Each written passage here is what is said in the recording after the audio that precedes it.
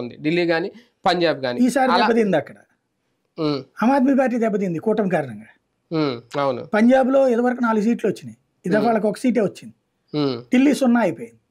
ఢిల్లీలో ఇద్దరు కలిసి పోటీ చేశారు, ఓడిపోయింది. పంజాబ్లో విడివిడిగా పోటీ చేశారు, ఓడిపోయింది. అవును. అక్కడ దెబ్బతింది. ఆపు వాస్తవంగా ఆపు పుంజుకుంటది అనుకున్నటువంటిది దెబ్బపడిపోయింది. ఈ దఫా పార్లమెంట్ ఎన్నికల తర్వాత ఆమ్ ఆద్మీ పార్టీ దెబ్బతింటం అన్నటువంటిది జాతీయంగా కాంగ్రెస్ కి బెనిఫిట్. ప్రత్యామ్నాయ రాజకీయం అన్నటువంటి దాంట్లో ఇక కాంగ్రెస్ లీడ్ తోనే అపోజిషన్.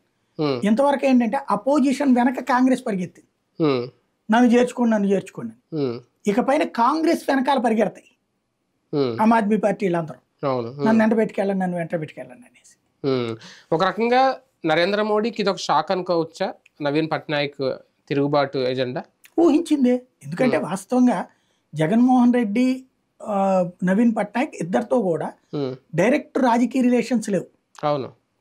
ఒక స్నేహపూర్వకమైన సంబంధాలు ఉన్నాయి. అవును. కానీ రాజకీయ ప్రత్యర్థులే రాష్ట్ర స్థాయిలో. అవును. కాబట్టి రాజకీయంగా వచ్చినప్పుడు వ్యక్తిగతమైనటువంటి స్నేహానికి రాజకీయానికి కుదరదు. దానికి సాక్ష్యమే ఇప్పుడు ఐఎన్డీఏ కూటమిలో ఉన్నటువంటి ఆమ్ ఆద్మీ పార్టీను కాంగ్రెస్. రాజకీయంగా రాష్ట్రం దగ్గరకు వచ్చేవాడికి బలం ఉన్న చోట వదులుకున్నారా?